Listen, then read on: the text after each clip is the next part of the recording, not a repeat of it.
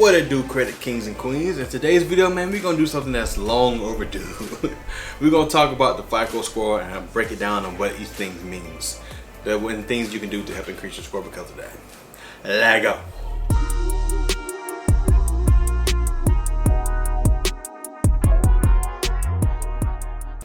Welcome back. If you've been here before, welcome to. If this is your first time here, my name is EJ. And on this channel, man, you guys are following me on to get my score to 800. Now, 800 plus. But y'all follow me on my journey to get my credit score to 800. And you guys can implement these tips and tricks that I've done, or techniques, whatever that I've done, to help your score as well. But this man just to document my journey, man, because I want to see it. I want to see it on paper, like, or video. Where I've come from. That 421 to 800, you know what I'm saying? 421 last October, 2018. I was 421. Now I'm approximately 627. So we're gonna get into this. We're gonna keep running it up because I'm trying to get there. Thank you guys for being here. If you haven't already, please consider subscribing to the channel, liking this video, comment down below, and hitting the notification bell so you guys know when I drop my next video. Now, today's video, let's get into it. Now, your Fico score is a number that determines your credit worthiness. Now, basically, you have 5 sections to that credit score, and it breaks down into 5 different segments to, you know, give you different numbers on where you're at on your credit score.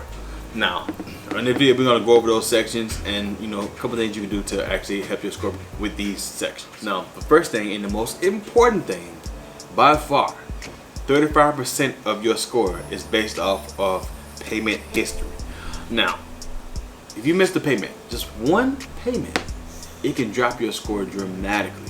Just one payment, and those late payments can stay on your credit report for up to 7 years.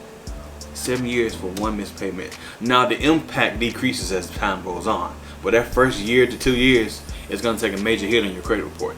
So, and creditors also see this, and they're going to be like, "Oh, this person missed a payment." They even though the score is high, you can have a high 720, 730, and miss the payment, and they're going to be like, we're gonna see. So it's very important to pay your bills on time. The easiest way to do this, especially with credit cards, is just to have your bill set up on auto pay if you can. The only thing is you have to make sure the money's in the bank account when that happens. So make sure you set up around the time that you actually know you're gonna have money in the bank account, and make the payments come out on time. And if you're paying a credit card, like I said in the previous video, make sure you pay more than the minimum, because if you pay just the minimum, you're only paying interest, and it's just gonna add up. You're not gonna be taking a hit. You're not gonna be making a dent in your balance. So make sure you pay more than the minimum. The second most important thing is credit utilization. This is probably the easiest way you guys can actually get your credit score up, because if you just can reduce the amount of utilization, the old way, technically the baseline is 30%. You don't want to go over 30%. Anything more than that, you're gonna start taking a hit on there. Now, over here, man, we keep it lower than that. We keep it 10% or less.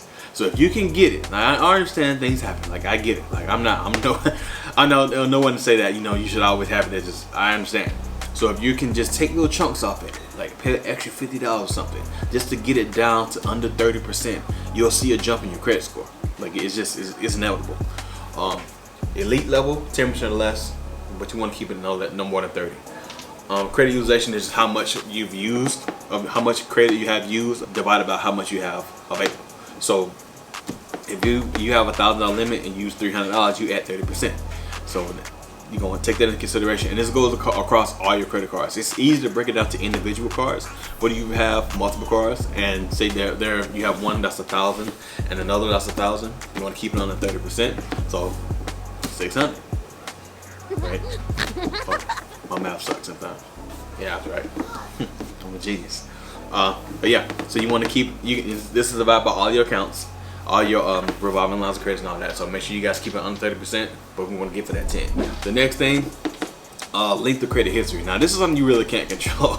This is why I said in my previous video, when I said this one right here, where I said break the cycle, get your kids involved in credit early, because the longer they have credit open, the better it is for them.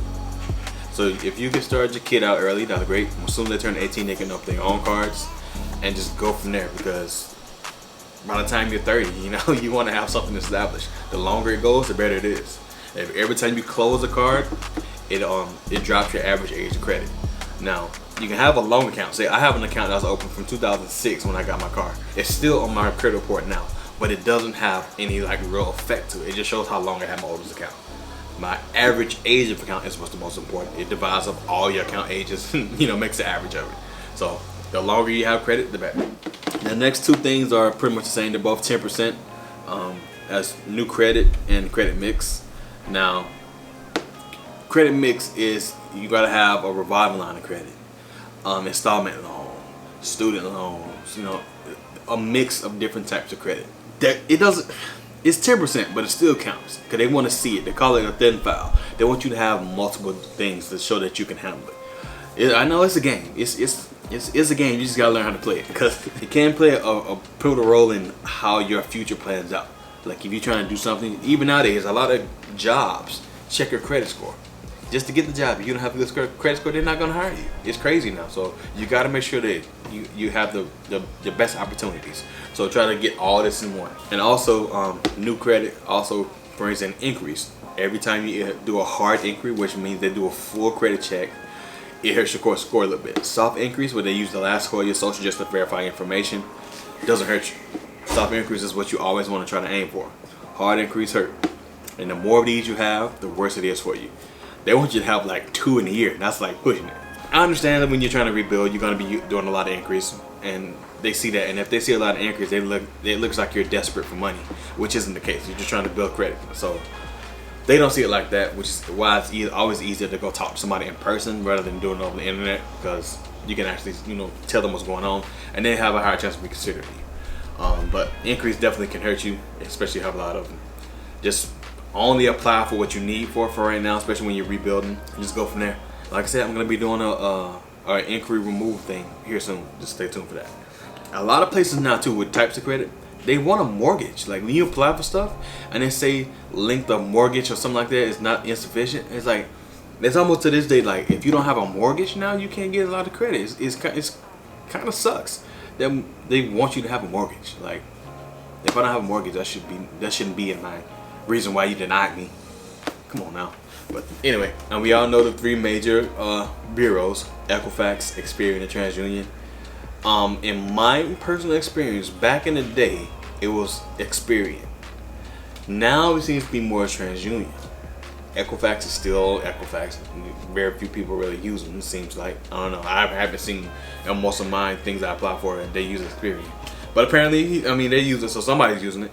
But my TransUnion score used to be my highest. Now my Experian is my highest because I did some personal stuff to help my Experian score. Next, I gotta do TransUnion.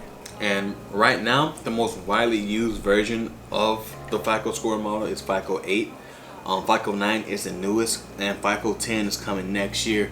And FICO 10 is gonna be a banger. So try to get your credit score fixed quickly as possible, just to make sure cross all your T's and dot your I's for FICO 10, because they're gonna be able to see a 24-month span. Right now, they just see a snapshot.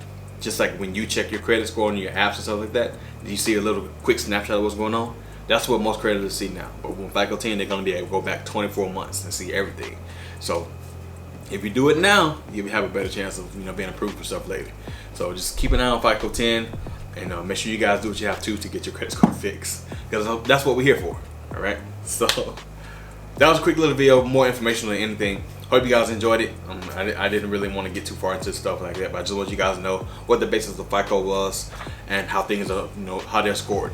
But things you can do to help your score: just pay your bills on time. Don't go over 30% utilization. Try to keep it 10 below if you can. Open cards as early as possible and keep your oldest cards open so you don't have to mess up. When you with the old cards too, try to have one that has no annual fee, so you don't have to worry about paying it. Just use the card, pay it off. Put a small bill on it so you don't have to worry about it, and just pay it off. New credit, only apply for what you need to, because the increase is going to hurt you in the long run.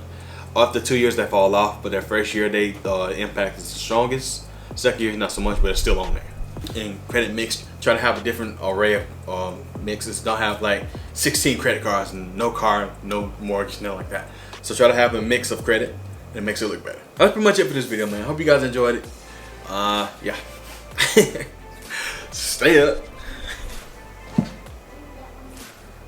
Get your credit score up. This has been us introducing me to production. My name is EJ, and until the next time, man, I'm out.